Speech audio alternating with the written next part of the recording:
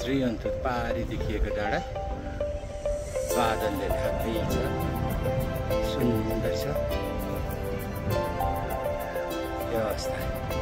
यो फिक्कल हो, यो फिक्कलमा अहिले फिक्कलको अग्लो डाँडामा रहेको छु। नमस्कार मित्रहरू, अहिले म सूर्योदय नगरपालिकाको कार्यालयतिर जाने क्रममा छु र आज झिङ्गु समाज, झिङ्गु नेवा समाजको एउटा प्रतिवेदन लिएर कार्यालय प्रमुखहरूसँग भेट्न गइरहेको छु र उहाँ के हुन्छ त्यसमा के छलफल हुन्छ ती दृश्यहरू यहाँहरूलाई देखाउने छु। सँगसँगै यहाँ फिक्कलमा देखिएका आज उग्रेको दिन छ सुन्दर दृश्यहरू यहाँहरूलाई अवलोकन गराउँछु। यो चाहिँ फिक्कलको डाँडाबाट देखिएको दृश्य हो। यो चाहिँ पारिपट्टि देखिएको रम्फू र यो लामो तलब देखिएको बजार जस्तो भाग चाहिँ बरबटे भन्ने गर्छ र यो माथि डाँडाको चुचोरो भाग चाहिँ पशुपति नगर हो र त्यहाँदेखि उतापट्टि चाहिँ इन्डिया पर्ने गर्छ।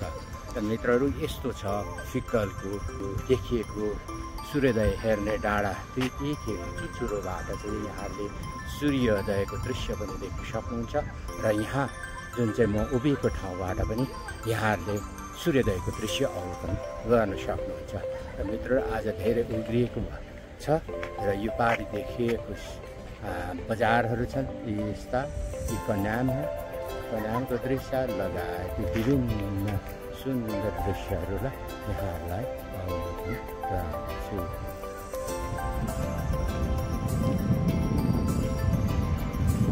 यो चाहिँ बरबटे पारी देखेको बरबटे हो र आज उग्रिएको छ अति सुन्दर तरिकाले। चारैतिर डाँडा काँडा देखिरहेको छ।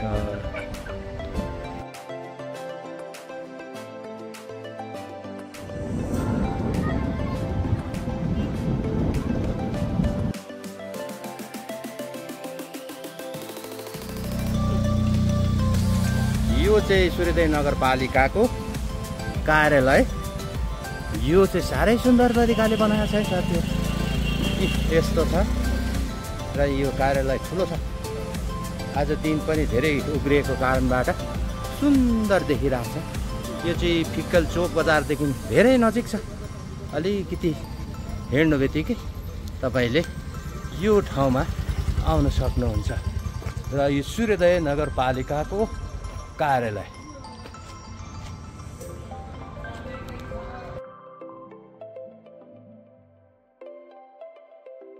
साथै शान्तिपूर्ण तरिकाले यात्रा अघि बढाउन नगर प्रहरी, जनपद प्रहरी समेतलाई शान्ति सुरक्षाको लागि सहभागी बनाई आवश्यक सहयोग गराइदिनु।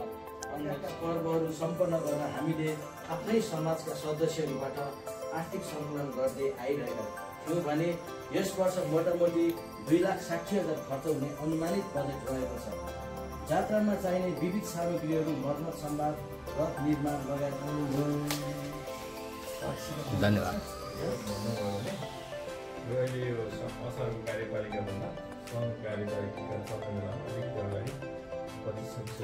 सामानहरू किन्ने, हाम्रो तालिमहरू भयो, तपाईँले भन्नुहुन्छ हामी धिमे बाजा किन्ने भयो, हामी धिमे बाजा लिने सबैले बजाउनु सक्दैनौँ, त्यसलाई तालिमको आवश्यक। साहित्य, कला, संस्कृति, सङ्गीतको चाहिँ संयोजक मात्रै हुन्छ क्या। त्यो चाहिँ तपाईँको के हो त भन्दाखेरि बजेट बनाउनुभन्दा अगाडि ल्याइदिनु भएको थियो भनेदेखि चाहिँ ठ्याक्क बजेट सिस्टममा आउँथ्यो होइन। यो चाहिँ झिङ्गु समाजको कार्य उठिरहेको छ है साथीहरू। यस्तो प्रकारले चाहिँ यहाँ कार्यपालिकाको कमेर थियो र गरिदिनु भएन त अर्कोचोटि हामीले कसलाई भोट दिने, कहाँ जाने, कसलाई विकास माग्ने।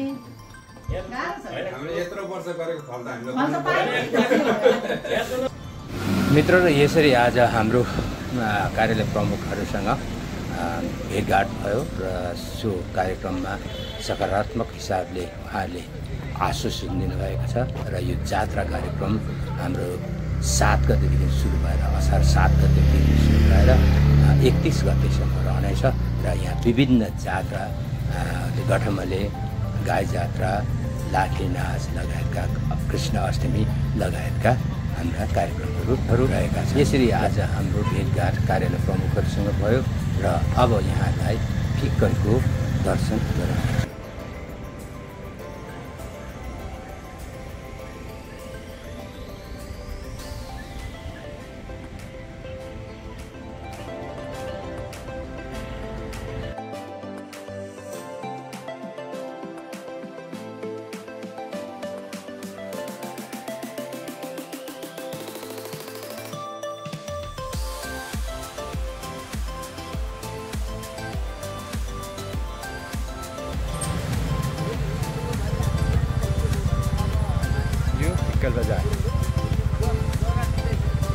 फिक्कल बजारको दृश्य आज उग्रिएको छ साह्रै सुन्दर तरिकाले।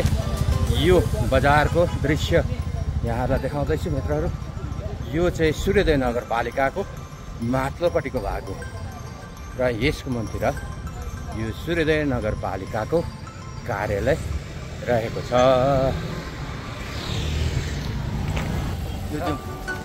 आहा, कस्तो राम्रो देखियो भने फिक्कल चोक बजार।